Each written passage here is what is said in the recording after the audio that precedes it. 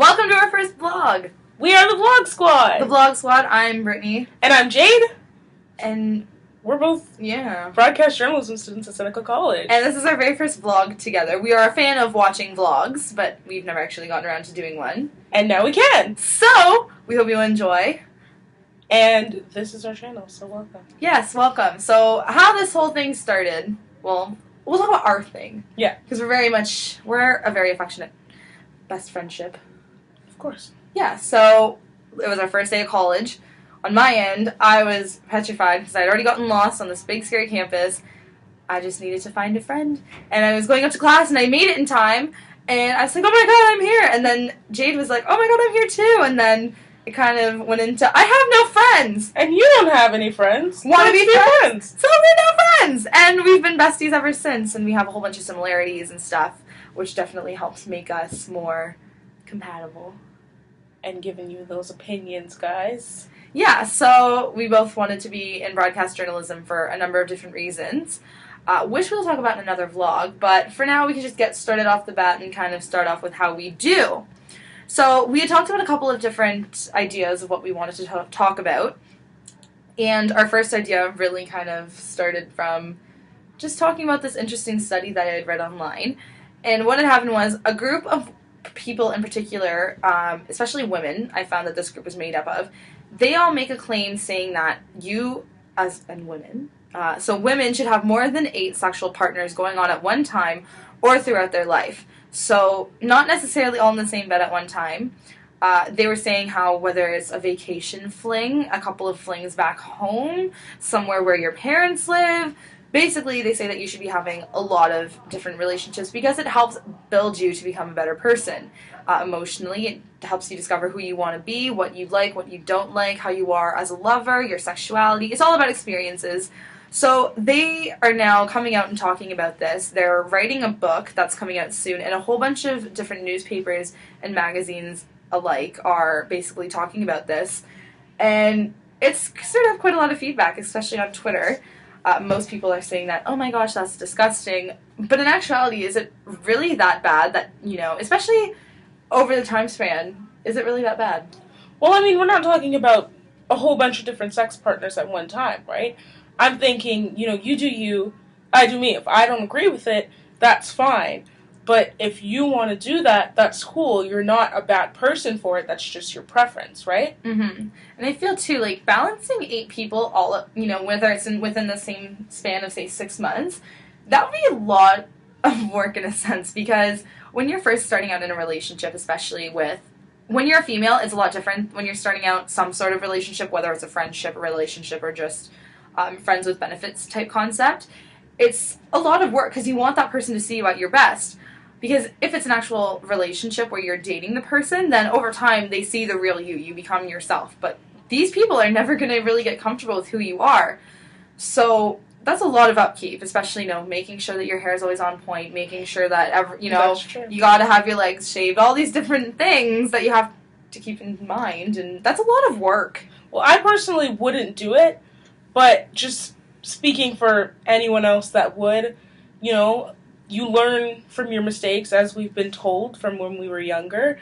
And so I think that that's just their way of learning from their mistakes and trying to perfect their relationship when they find someone that they want to spend the rest of their lives with. I agree. I do agree with the sense that they're saying it helps you grow as a person and sexually, because when you have 8 different lovers, that's a whole bag of fun. And especially more than that. And depending on where, obviously, you're doing it, because a vacation fling is a lot different than someone that you see on the regular back at home. So I feel like the variety is good for you, and you do tend to discover what you like. And they're also, one of their beliefs is that when you do it enough times with so many different people, you know what you want sexually in a partner for the long-term run. So basically, they're saying it prepares you for marriage, which, in a way, it can, because you will very quickly learn, I don't like this, I don't like that. So I think it does set you up for, I guess, excellence, if that's what you want to say. Yeah. Maybe have a trip to the Boom Boom Room, see what's going on up in there. So as we were looking for stories to tell you guys, we came across this article on collegethought.com, which is called 12 Things People Who Overthink overthink everything or are tired of thinking about. Which is a mouthful and never more true. Just by the title alone, I'm intrigued.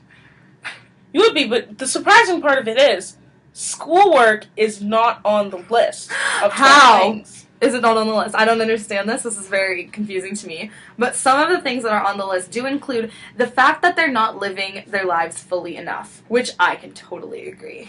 They've got the fact that they're unstable in their relationship, which could be a handful. Yeah. I can understand. No. Another one is the fact that they are nowhere where they thought they'd be at that age. So I could see that. I could see that when you're a little bit older. Yeah. But in college, depending on your age, I mean, we're still young. We're only 19 years old. We just turned 19, so. But when you're 19, it's like, really, where did you think you'd be at 19? I don't think, well, I mean, I know personally, I didn't have any goals when I turned 19. And then there's another one on the list, which is finding love before it's too late, which everyone rushes. And it's not that you can't look for it, but why do we focus on it so much that it stresses us and we're tired of thinking of it, but we still do it anyways? Yeah, and I mean, with love is a big word and a big concept. Let's be honest. When someone hears the words "I love you," a lot of people would be like, "It's the L word. That is L word." That's a serious thing. So I feel like when you're young and you're looking for love, I mean, yes, some people have that in mind, which is absolutely fine. There's no age where you can limit on love. But I feel like at 19, are you really looking for a serious marriage-type relationship? Because I know I'm not. I'm in a relationship, but I'm, that's far. Like, I want to be at least, 25 when I start thinking about those things. Or, maybe engaged by 25. Have a nice ring finger decked out with bling. That's expensive. I'd like that. But, speaking of money problems is actually on the list, which makes sense. I deal with student loans, and I'm thinking about all of this schoolwork, and then I'm like, wait, when I get out of here, none of this money is going towards how I really want to live my life at the end of this. It's going towards the fact that I went to school, and now I gotta pay for the fact that I went to school. And school's a lot of money. It really, let's be honest, the amount of time, transit, tuition, extra fees, food, because in college and university, a lot of people never prepared me for this, but your schedule's never the same. So when you can eat, you eat. And when you eat a lot. Because that food, you got to keep your energy up. But, I could get that. And another really key part that I actually really liked was that if they're going to get hurt, we can't stop it. No, and I mean, heartbreak is kind of a good thing in life. The way I look at it is if someone hurts your feelings or whatever, you just take that as criticism and don't care. Move on with your life. And, as we mentioned earlier, school is not on the list. But surprisingly, is this Instagram photo worthy? Takes the 11th spot on this 12-numbered list. Now, I think that we are stressing way too much about Instagram and how people see us. And, we just need to relax. But you have an Instagram angle! I've got an Instagram angle, but that's a different story. You're a hypocrite. I don't know. I mean, yeah, it's a little bit pointless. Like, do you know how many people I see hashtagging, for likes and just trying to boost their things up? I mean, throwing the odd hashtag in there isn't, necessarily bad, but, if you take a good selfie, I mean, I will say, if you're looking good or on fleek, as us young kids are saying these days, I don't say it, but some people do. If you're looking on fleek, which basically means you're looking good, yes, you're going to want to take a nice picture. But really, who sits there and has the time to look at their phone and be like, is this Instagram worthy? And then you get into filters and other edits, and should I use an Instagram filter? Should I go onto another app? Then you have to download an app if you don't already have it. You have to... It's such a process. Who cares? It's Instagram. You just post pictures and you like it. Goes up and you either regret it or you get over 100 likes. And then you're Insta popular. Hashtag. I wish. I really wish. I do too. My most likes is 70. But this is all stuff that's been stressing everyone, but no one wants to talk about it. Yeah. Yet we all still do. It's a topic of our conversation every day. I turn to a lot of people, hey, should I post this on Instagram? Is it worth posting it on Instagram? Does it make sense? No, but I guess it's just how, teenagers and other people live their lives, And we just need to relax. And speaking of relaxing, we gave you guys a couple of ways that we relax at home. So we're going to cut to that. Yeah. So my favorite way to relax is coming home after a long, hard day, getting into some pajamas, which I'm wearing here, and a really big poofy sweater or baggy t-shirt, pulling back the sheets and crawling into my nice warm bed. I love the feeling of my sheets because they're very poofy and they're very warm.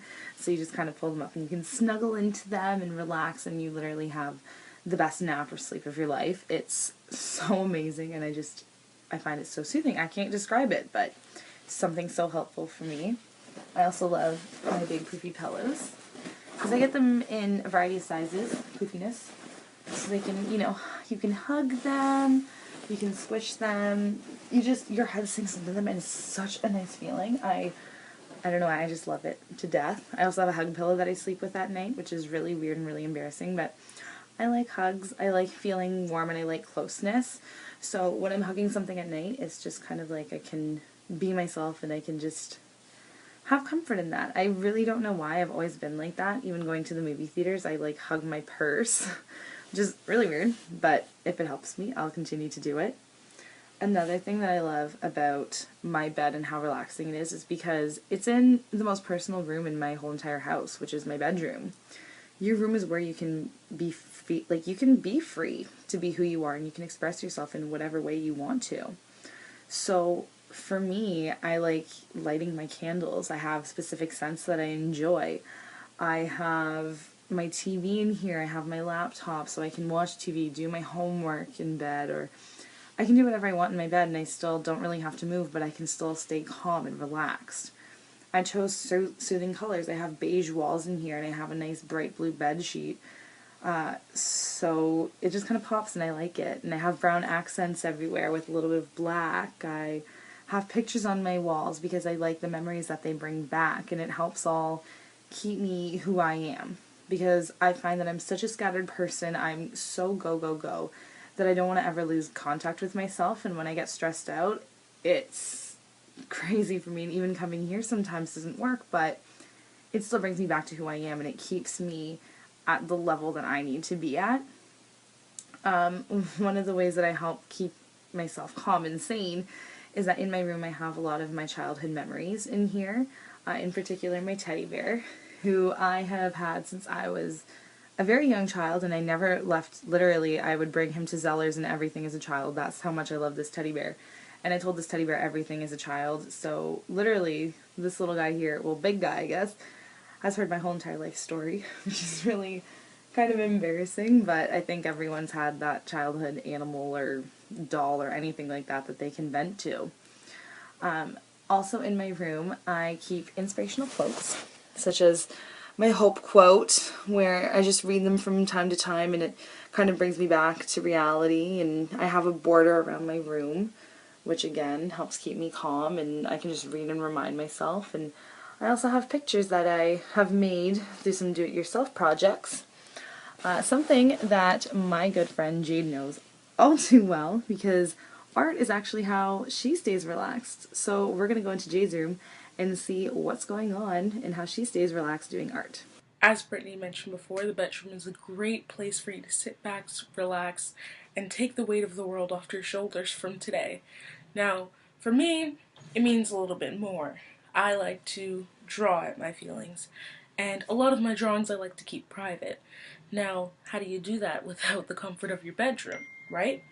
I took up these little notebooks from Chapters or anywhere else, and I used to just draw in them and excessively draw until I finished, and now I've got about 5 or 6 of them sitting around in my room. But then I thought, what am I going to do with all this? How am I going to deal with it? And I really wanted a design on my wall. I wanted something new to do, and so I decided that maybe I should get a chalkboard wall. Now this is a fun, easy, do-it-yourself project that will only take you a day. And you only need 2 boxes of this chalkboard paint. It's Rust-Oleum Specialty chalkboard. They also have magnetic, so that you can make your wall magnetic also. And these are about $25 at Walmart, Home Depot, or any of your local stores. And those, you paint 2 coats of it onto your wall, and by the next day, your wall should be nice and shining. Unfortunately, it's 4 days you have to wait to draw on it. But when you do, of course, you can pick up a massive box of chalk and get yourself a nice wall. Get creative. Let out your feelings on it. Sometimes I like to write inspirational quotes to keep myself going. Sometimes I'll put on a playlist like this one, and it consists of my favorite songs, and I'll just draw, let out my feelings, and at the end of the day I know I can erase it and get it off my chest without anyone even knowing it happened. Hey, we're back! How did you like my bedroom? It's great, right? Yeah, you didn't see most of it, because I'm not gonna lie, my room is it's an organized mess. Organized mess. That should be a stress. Cleaning.